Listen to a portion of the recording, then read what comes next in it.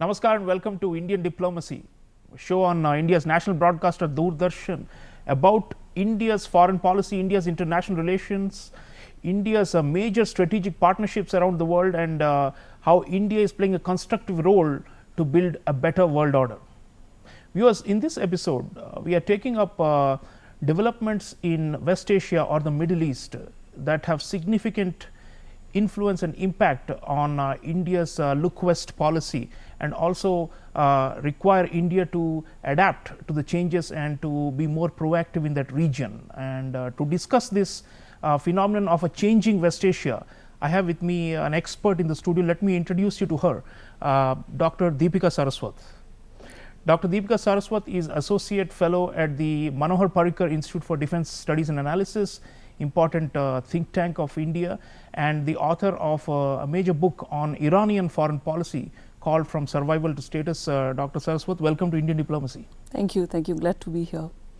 Dr. Saraswat, the Middle East or West Asia is changing so rapidly and in a very startling way. Some of the changes that have happened have really surprised even the seasoned observers. Saudi Arabia and Iran, the so-called two major titans who have been clashing in a cold war of sorts, have had a thaw or a rapprochement.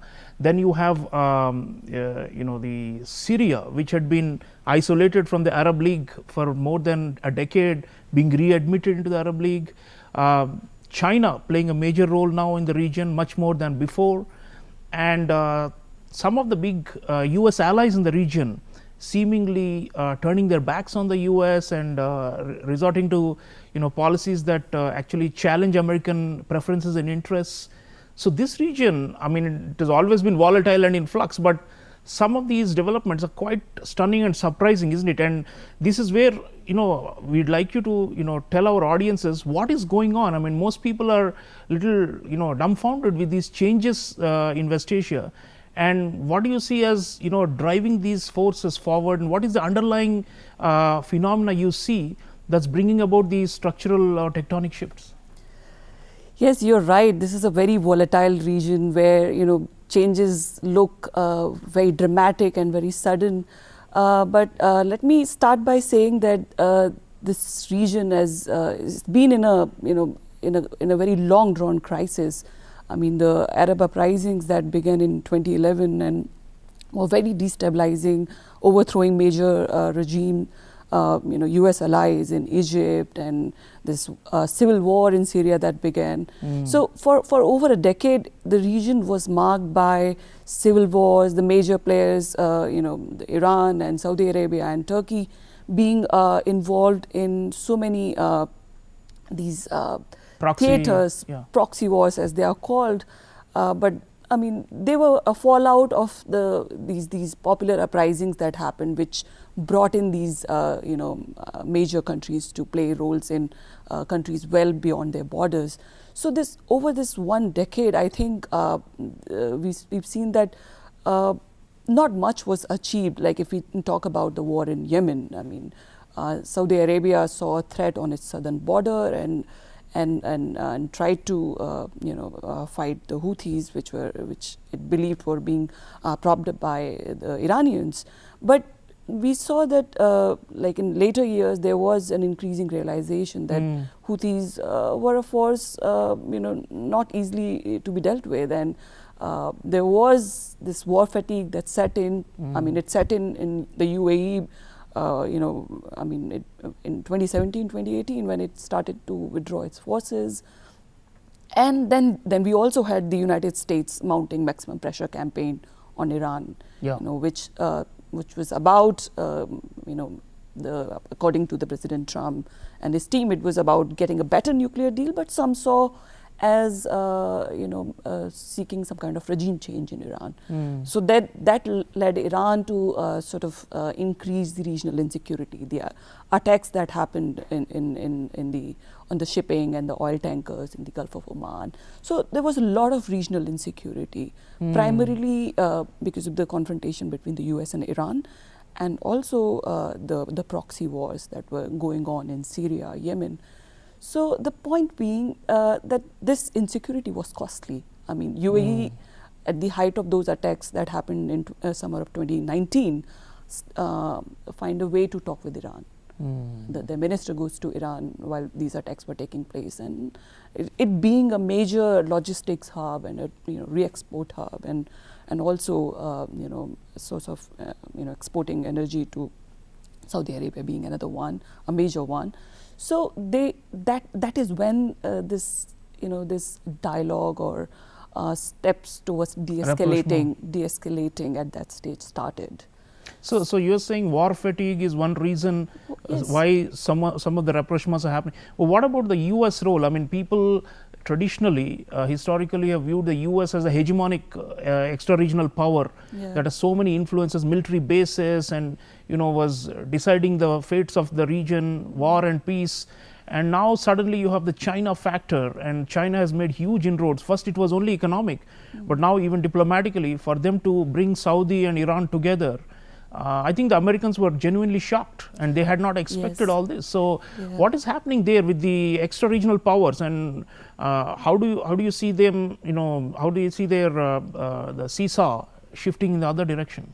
So about the US policy in the region, I mean, during Trump administration, I mean the UAE, the Saudi Arabia, Israel, they had said, okay, Obama had made a bad deal with Iran, and they tried to cobble together an anti-Iranian front of sorts. I mean, Middle East Security Alliance, MESA, it was being called during President Trump's visit to Saudi Arabia, when he got all the Arab leaders there, and they were talking about some kind of a military alliance that would deal with Iranian threat, and also will have some kind of economic component built into it to deal with the China, whose BRI was making inroad into the region.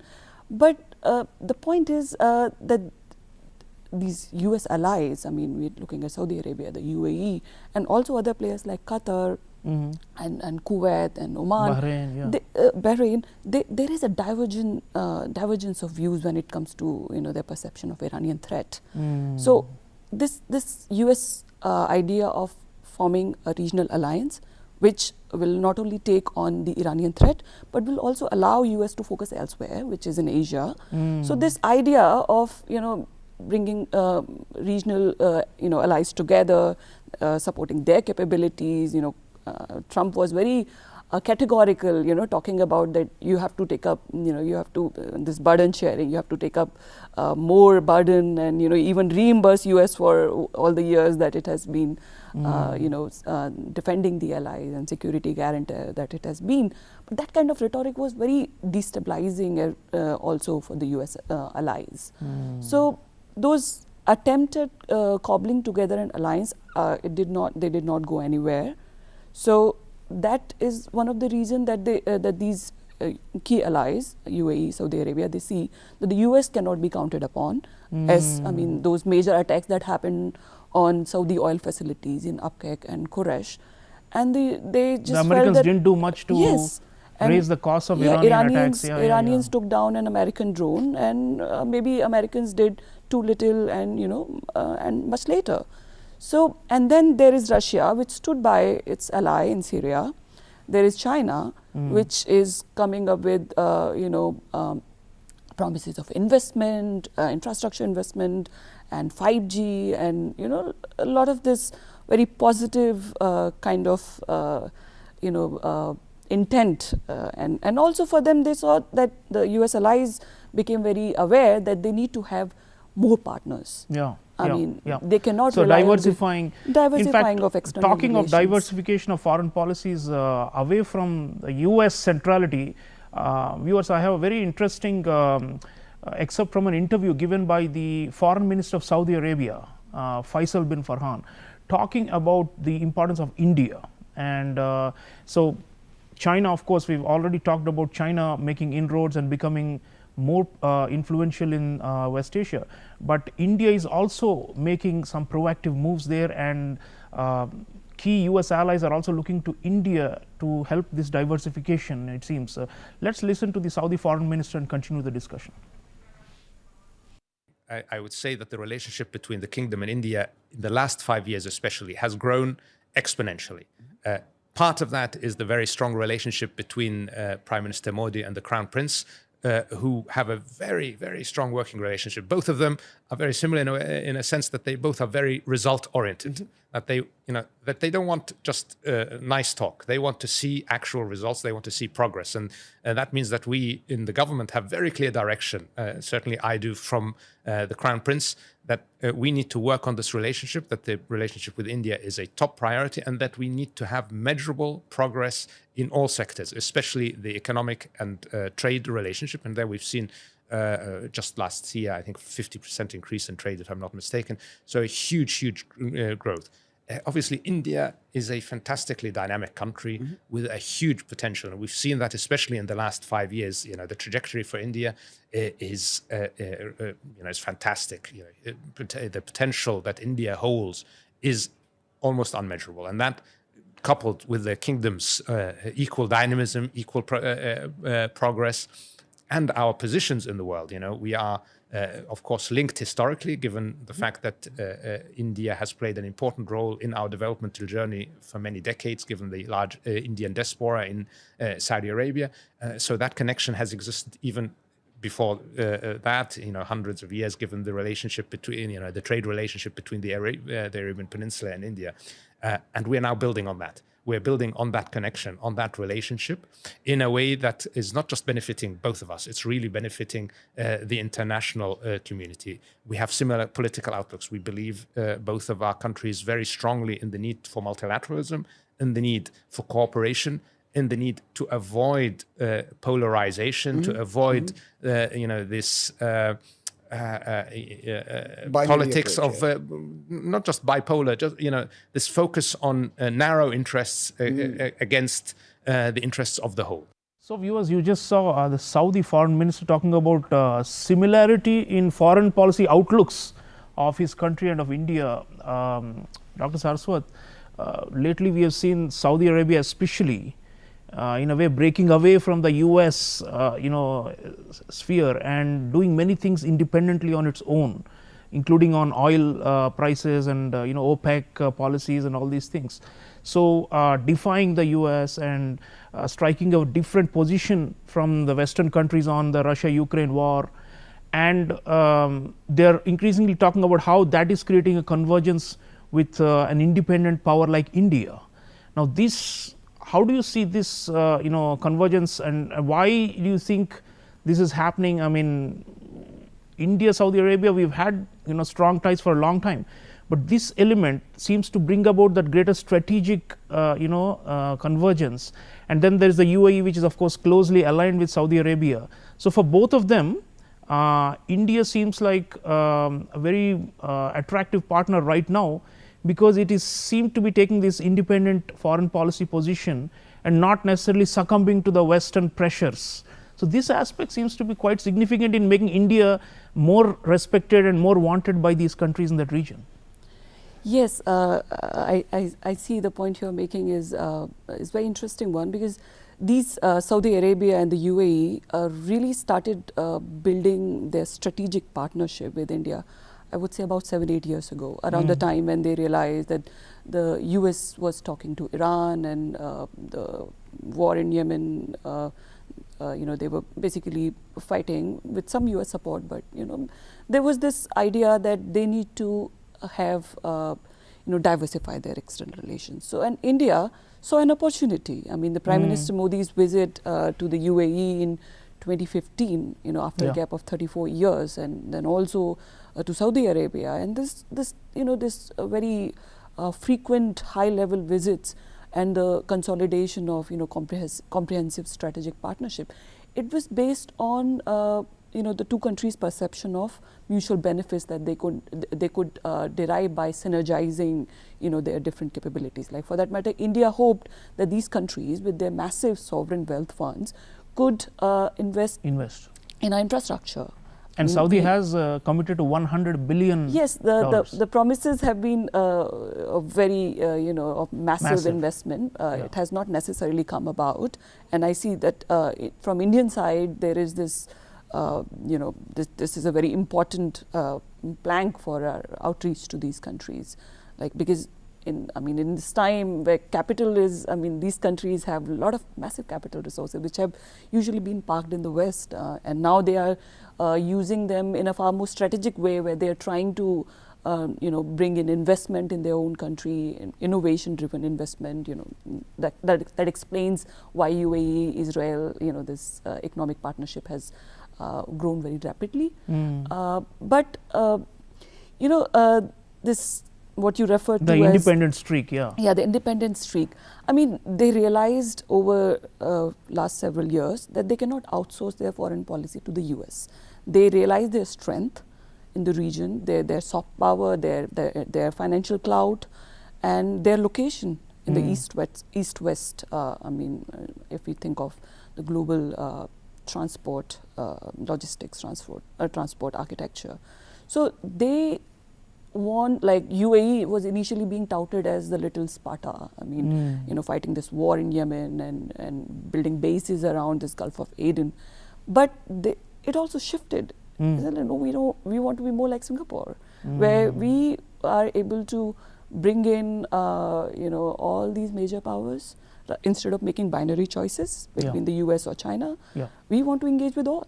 Including India. Including India. Yes, So in that equation, yes, India is very important for them. And Dr. Saraswat, the Israel factor, we haven't mentioned it yet, but it's quite clear that a lot of these the Arab Gulf monarchies have moved very closely in alignment with Israel. Some have even recognized Israel officially, and unofficially they work as almost like allies.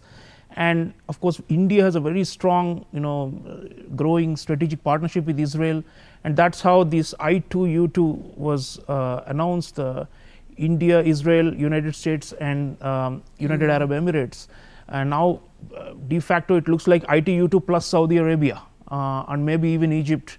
They're all on one side, it seems. And earlier there was this question mark about, is this some kind of an anti-Iranian alliance, the fact you were mentioning during Trump period. But now that Saudi and Iran have also patched up, there is a report that our National Security Advisor Ajit Doval has said that profound change is happening in the region as a result of Saudi-Iran rapprochement. And in a way it eases our problem, because we are not ganging up against Iran at all in that sense. And in any case, if they are patching up among themselves, we can work with all of them without having to be caught in a bind as to how it is perceived by one side or the other.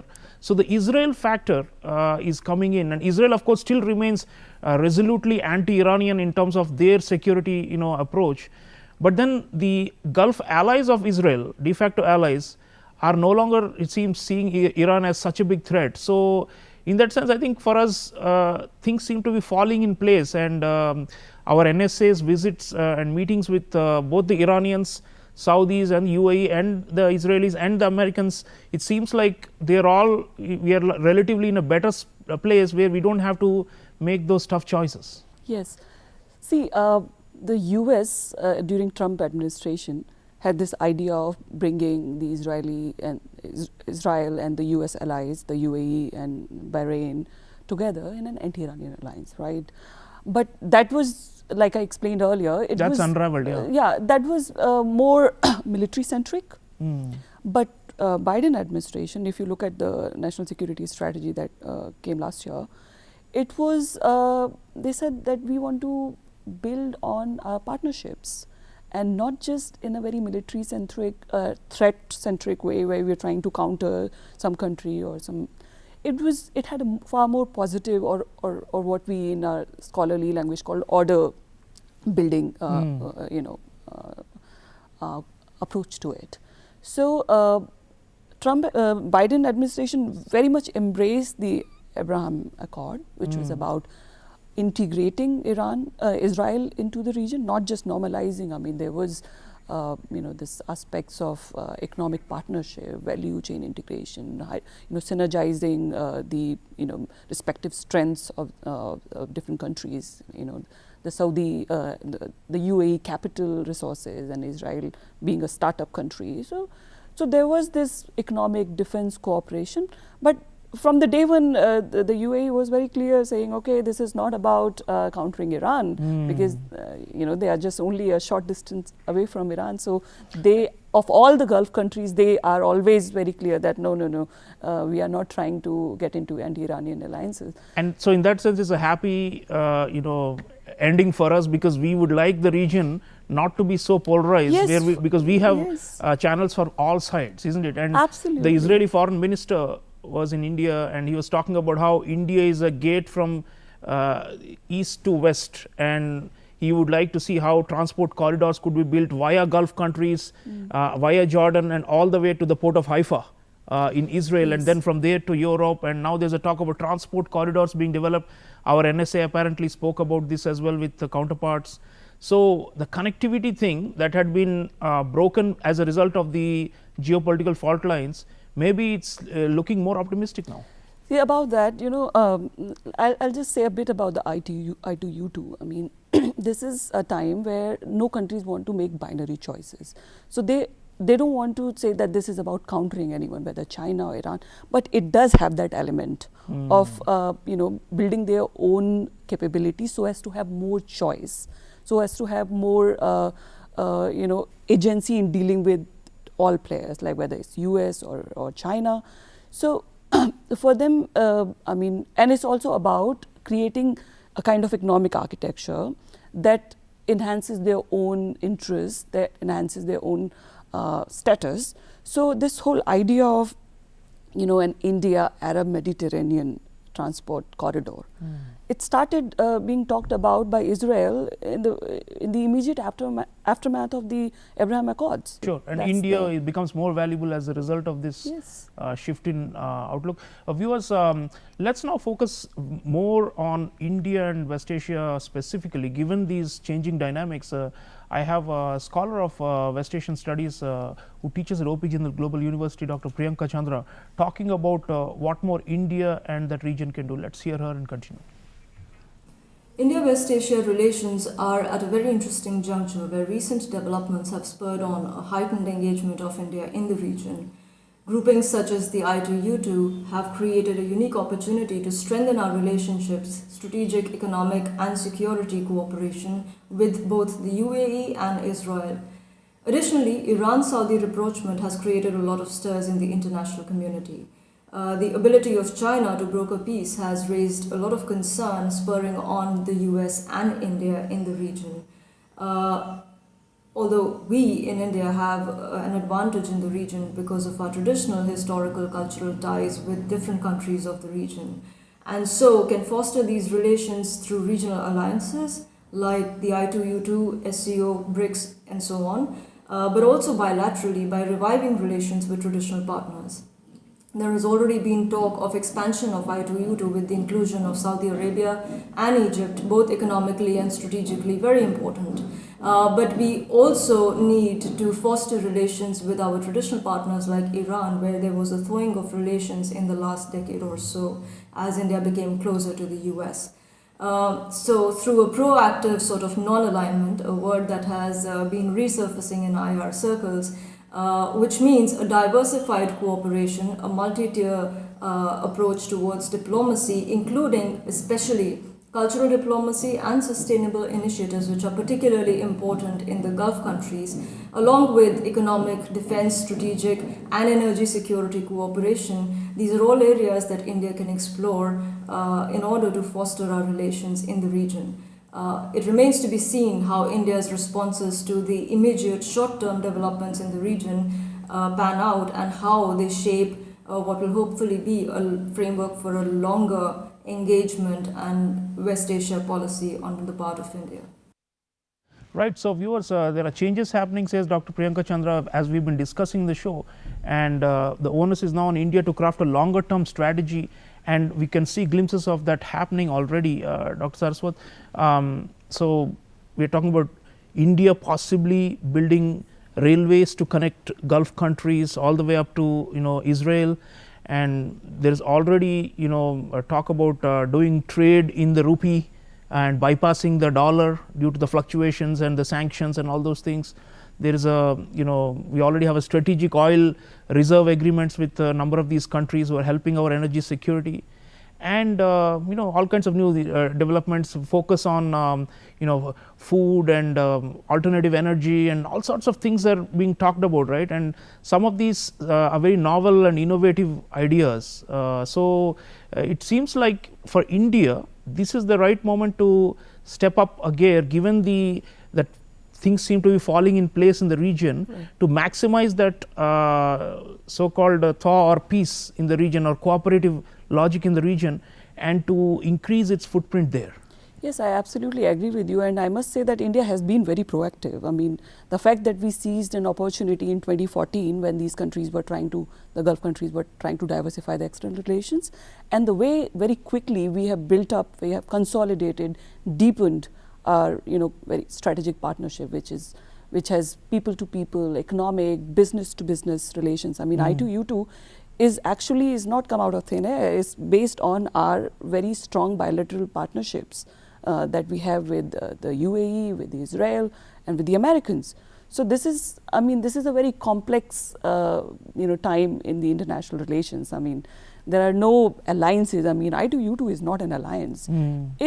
It's about countries coming together to get the maximum benefit. I mean, it's about countries which have strength and they see that they can achieve a lot more together. So it's about practical cooperation. Yes. So and last word on, we are almost out of time. So what happens to China then? I mean, is this, to go back to the question, the Americans seem to want to bring the region together to push back Chinese influence. Should India be playing into that, or do we have our own reason to be there? I mean, that's always, because some people say that India should not be quote unquote used by the US in any context. So what do you think we should do? So I2U2 is the answer. I mean, India is not playing into US designs. I mean, this is not about countering China. It's about we are also there. It's about being present. It's about giving the regional countries an alternative, a choice, so that when the Chinese come with their deals, they will not be just falling for it. They'll have other options also. Absolutely, absolutely. So viewers, the point is India helps to create choice for countries in West Asia, says Dr. Deepika Saraswat, and in fact that was what we heard from the Saudi foreign minister as well, saying that they don't want any one country to dominate the agenda in their region. So that's where India comes in, and with a lot of cards to play, including economy, including culture, including diaspora, and of course newer ideas for linking. Even the power grids of India and the UAE could potentially be linked. There's a talk about how we can have a joint electricity corridors. These are all amazing, innovative new ideas, and India seems to be reading the cards well, and is reading the tea leaves well, and is able to craft a strategy to adjust to this changed West Asia. I want to thank Dr. Deepika Saraswat for sharing valuable insights with the audience. So keep an eye, viewers, on the changing West Asia or Middle East, and how India is becoming a bigger player in that region. I'll see you again next time. Until then, take care.